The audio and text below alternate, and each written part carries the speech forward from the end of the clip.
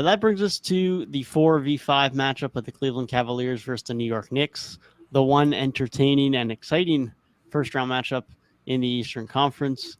We'll start with you, Gabe, for this series. Who do you have facing off against the number 1 seed Milwaukee Bucks? So, there's a lot to dive into here. I think this is going to be a really fun series.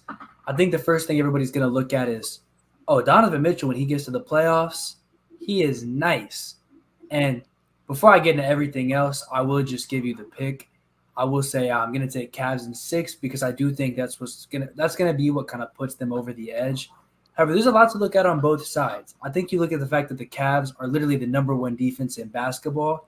And then you go against the Knicks team who, in their previous playoff appearance, they kind of got exposed on that side of the floor. Julius Randle did not look like the same player at all. But then you add in this whole other element on the other side of, now they have Jalen Brunson. And the Knicks are a top 5 offense this season.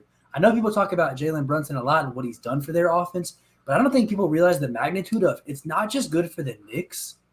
It's just good. It's great. Top 5. I mean, you can't really ask too much better for that in a one-season turnaround from not even being a playoff team next year. So at that point, that's really what you're looking at is that top 5 Knicks offense versus the Cavs' number 1 defense. But then the Cavs offense is much better than where the Knicks defense is at this season. So the Cavs offense mixed with that Donovan Mitchell effect of just completely elevating his game, it's going to put them in prime position to win.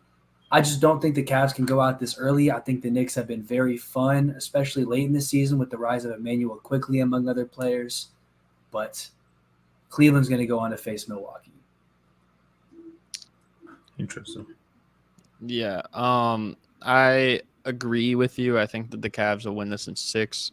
And I think I honestly was kind of tempted to pick the Cavs in 5. But the reason I'm not is because, we know, come playoff time, like you said, Donovan Mitchell, he's on a completely different level. He's definitely one of those guys that rises up to another level in the playoffs, where some guys maybe stay the same or maybe even drop when the lights get brightest. But I'm very interested to see how Darius Garland plays in the postseason because I feel like, I hope I'm wrong, but I feel like the writing is on the wall for him to be a playoff dropper. And I feel like he's not going to play up to his standard in this series, maybe throughout the whole playoff run that the Cavs are in it. But I feel like that's what's going to make this series maybe drag out a little longer and maybe be a little closer than I think. Because if Darius Garland's playing like Darius Garland or even better, then I think this could be a really quick series. But I just don't know how I feel about that. We also have never seen Evan Mobley in the playoffs. And there's just, other guys like Isaac Okoro, just kind of young players. And we're going to see what it's like when they're in the playoffs. I know they had that play-in scenario last year. And they did play pretty good, I would say, based on what they had against Brooklyn last year in that play-in game. But I don't know. I just feel like maybe it's not enough for me to feel so confident in picking them in anything less than 6 games. And I feel like in game 6, it's going to be in New York. You're going to see kind of, Trae Young, basically a couple of years ago, he went crazy in that game 5 when he sent them home in New York, took a bow at the end of that. I feel like you're going to see a similar thing with Donovan Mitchell. I don't think he's going to take a bow or anything like that, but I think he's going to put on a show in New York. He's definitely going to take this personally because of all the trade rumors over the summer. Everyone thought, he said on I think Reddick's podcast that he was going to be a New York Knick, but then all of a sudden he wasn't. They didn't want to give up RJ Barrett. So we're going to see how this transpires, but I feel like he's definitely going to want to take care of business. And if he has a chance to do so in New York, that's probably going to only feel better for him. So I'm going to say Cavs in 6. I feel like in that game 6, Donovan Mitchell will put up a 40-piece too. So, yeah. Yeah, I'm going Cleveland at 7. I got some concerns about Cleveland. I do think that they're the better team and they'll be good enough to win a game 7 at home. Donovan Mitchell does step up in the postseason. I'm with you, Garrett. I also, even though I really love Darius Garland, I do have questions just how he's going to perform. Mm-hmm. And some of the questions that I do have, coinciding with that is their backcourt, they're going to have to guard, down the stretch in these games. And the Knicks have been, at least eye test tells me, I'm not sure what the numbers exactly say, but they play pretty well in close games, clutch situations. They got guys that can get after it. Jalen Brunson has really changed that narrative for them. And like Gabe said, that's why they've been one of the best offenses in the league, because they have a point guard now who's played at an all-star, all-NBA caliber level. And I think having those guys, Brunson's been in big playoff situations, playing, close games as the number one option at points last season. So, he has that experience that can kind of like combat with Donovan Mitchell. And even though Cleveland has like won some overtime games this season, they haven't been like an amazing team down the stretch that you would think having Donovan Mitchell. And I still have those questions, man, because both of those bigs, Allen and Mobley, are probably going to have to be on the floor for this team to be successful in the postseason. And how is that going to work down the stretch? And then you have the defensive, then you also have your guards on the defensive side, which Mitchell can be headhunted and Darius Garland can definitely be headhunted down the stretch in playoff games. Those guys are going to be forced to guard. But I do think with Donovan Mitchell's playoff experience and how he elevates, it'll be enough to get out of this series in 7. But I do have questions.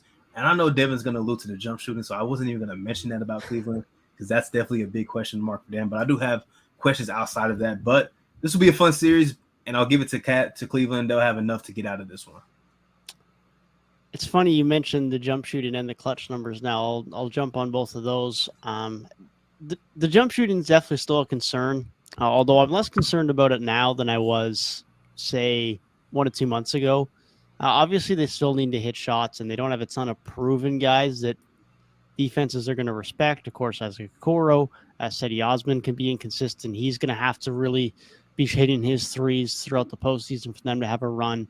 But Isaac Okoro has significantly improved as a three-point shooter over the last 3 months, and that's been a really big help for the Cavaliers and their offense because defenses still aren't really respecting him, and he's not shooting at a ton of volume still. I think he's still under 3 attempts a game. But at least he's hitting them now at a very respectable rate, considerably over 33, 34%. He at least is hitting them at a good enough rate now. And now whether that translates to the playoffs, that's the question, and that's where the concern lies. But at least there's been enough improvement there for me to have a little bit less concern about that. As far as the Knicks, I just wanted to touch on the Knicks and your mention of them playing well down the stretch. Their offense is about league average in clutch games throughout the season.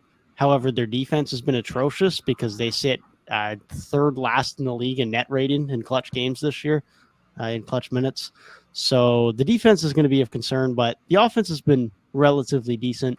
The biggest concern for me with the Knicks headed into this postseason is we still don't know 100% how healthy Julius Randle's actually going to be. The expectation is that he's going to be ready to go, but we don't know how healthy he'll actually be. Is he actually going to be 100%, or is he coming in at 75%? We don't truly know that yet, and that's going to be a concern for me. If he's healthy, ready to go, this is probably flip a coin for me in 7 games. But because of that injury, I'm going with the Cavs in 6. Now, I really like the Knicks' depth here, and that's what really makes me consider the Knicks a little bit more than I would otherwise. Quentin Grimes has been playing really well as of late, shooting the ball extremely well. Emmanuel Quickley continues to play really well. I know we've talked in the pod in recent weeks about how we all are picking Malcolm Brogdon for our 6th Man of the Year award because Quickley has had his best games over the last couple of months as a starter, not as a 6th man. But nonetheless, whether it's as a starter or off the bench, he has been playing really well for the Knicks, and that's going to be important for them. Josh Hart has been a great bench addition too. But ultimately, this Cavs team just has the better top-end talent. They're going to have the healthier, at least that we are certain of, top-end talent. And even though Donovan Mitchell, to be fair, we did mention earlier that he has been a great playoff performer. Even though he did really struggle last year in the playoffs, I do think he's going to have a bounce-back year. He should have a better running mate, a point guard in Darius Garland than he's had in the past, even if he is entering his first playoff. And there is some concerns on whether he'll adjust well to postseason basketball. I still think he'll have a bounce back postseason and will ultimately help the Cavs win in 6. One thing I will say, I think who would have thought that we would almost get a replay of last year with the scenario of the Jazz Mavericks, where it's like the series started out, it's almost really similar because the series started out, it was Jalen Brunson going crazy for Dallas. And of course, Donovan Mitchell's the face of Utah. But then Luka started off the series injured. right? And he was kind of like seen as the face of, Dallas, of course. And of course, he was the best player.